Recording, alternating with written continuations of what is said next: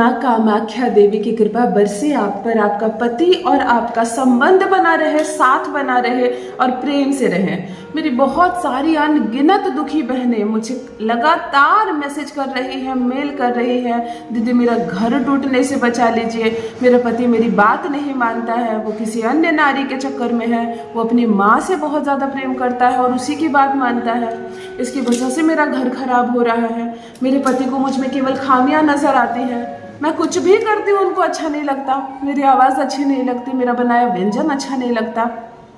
मुझे ये बात समझ में नहीं आती है कि आपने ब्याह किया है एक लड़की से, उसका पूरा संसार छुड़वा दिया आपने, हाथ पकड़कर उसको अपने घर ले आए आप।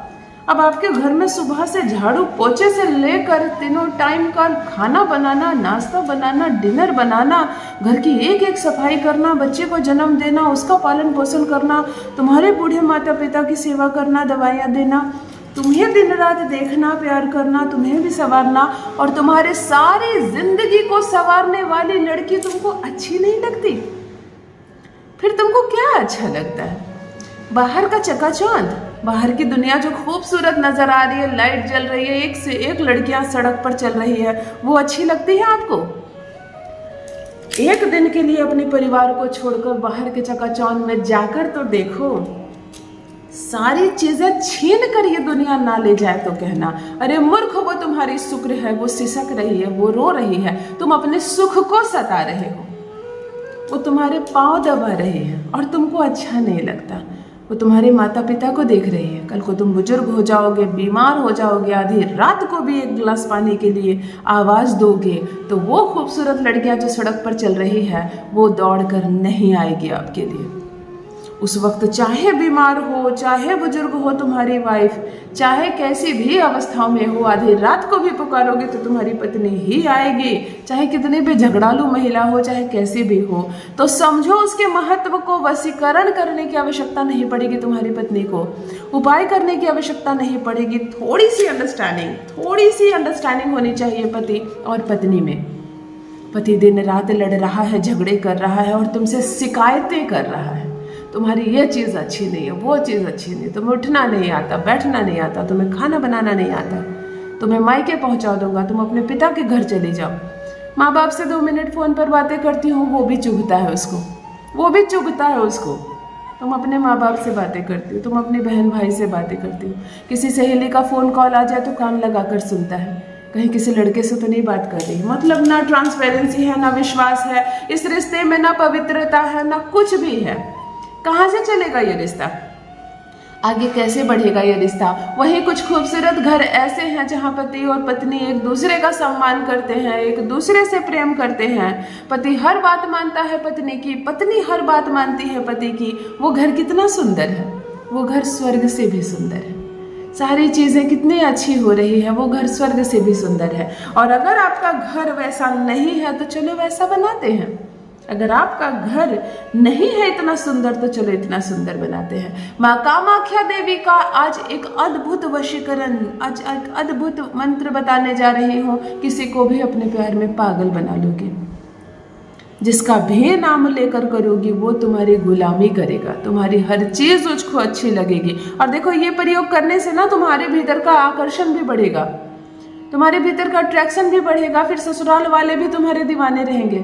बहुत सारे घर देखे हो ना, बहू फेवरेट है सबकी, सभी उसी की बात मानते हैं, तो ससुराल वाले भी तुम्हारे दीवाने रहेंगे, तुम्हारी हर बात मानेंगे, तुमको पसंद करेंगे। यकीन मानो सब कुछ कितना सुंदर हो जाएगा तुम्हारे ससुराल में, तुम्हें यकीन ही नहीं होगा।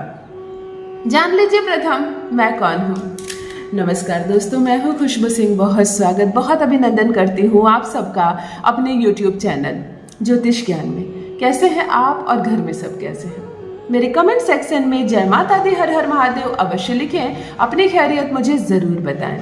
पढ़ती हूँ हाथ की रेखाएं, पढ़ती हूँ जन्म कुंडली, और आप कुछ न कहें तो आपका चेहरा भी पढ़ लेती हूँ। करम है, कृपा है ऊपर वाले की, प्रेम है आप सबका। जुड़िए ज्योतिष ज्ञान चैनल से। जो भी नए भाई बहन चैनल पर पहली बार आए हों, मेरे वीडियो को पहली बार देख रहे हो, मुझसे प्रथम बार मिल रहे हो, चैनल से जुड़िए, सब्सक्राइब कीजिए, मेरे परिवार का हिस्सा बनिए। एक मुट्ठी चावल हाथ में लेकर अगर इस मंत्र का जब तुम कर लेते हो, चावल पति के ऊपर छींटते ही तुम्हारे वश में हो जाएगा। मेरी कुछ बहनें बहुत दूर रहती हैं अपने पति से, वो अपने मायके में रहती है, पति अपने घर में रहता है और दूरियां काफ़ी बढ़ गई हैं। बातों में भी दूरियां बढ़ गई हैं, शरीर से भी दूरियां बढ़ गई हैं और मन से भी दूरियां बढ़ गई हैं। बहुत कष्ट होता है, दूर नहीं रहना है, लड़ो झगड़ो जो करना है करो, परंतु साथ रहो, एक जगह रहो। बात बिगड़ेगी, बात बन जाएगी, क्यों डरती हो, क्यों घबराती हो, लेकिन पैर जमा कर ससुराल में रहना, यहाँ से हटने की ज़रूरत नहीं तुम्हें।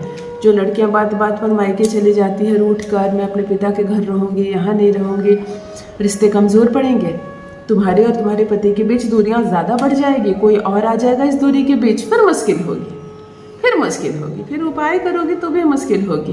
कोशिश करो उसके संपर्क में रहो, लड़ता है लड़ने दो ना, झगड़ता है झगड़ने दो, चलो जीतते हैं उसे, चलो करते हैं उसको अपनी मुट्ठी में, चलो करते हैं उसको अपने वश में। भीगे हुए चावल से यह प्रयोग करना है, अद्भुत है ना। भीगा हुआ चावल क्या होता है, शुक्र और चंद्रमा का अद्भुत मेल, और यही दोनों ग्रहों को तो सुधारना है। गुरुवार की रात्रि को एक मुट्ठी अरवा चावल एक पानी में डाल दें, कटोरी में पानी में डालकर सोख करने के लिए छोड़ दें पूरी रात। सुबह ये प्रयोग करना है। शुक्रवार को सुबह सुबह सोकर उठना, ब्रह्म मुहूर्त में सोकर उठना, 6 बजे से पहले सोकर उठना, स्नान आदि से निवृत्त होकर अच्छे कपड़े पहन लेना, स्वच्छ कपड़े पहन लेना, पीला हो लाल हो, पूजा पाठ के अच्छे कपड़े, काला रंग मत पहन लेना। जिस आसन में बैठोगे वहाँ भी काला रंग नहीं हो, आसन पर, तुम्हारे शरीर पर भी ना हो। मन शांत रखना, जहाँ बैठोगी आसपास चप्पल जूते ना खुले हुए हो, गंदगी ना हो। वशीकरण कर रही हो ना, बहुत सारी ऊर्जाएं जुड़ेंगी। हाथ में अरवा चावल ले लेना और कुछ नहीं लेना, मांग में सिंदूर अच्छे से भरना, आंखें बंद करना, उत्तर दिशा की ओर चेहरा करके आसन पर बैठ जाना।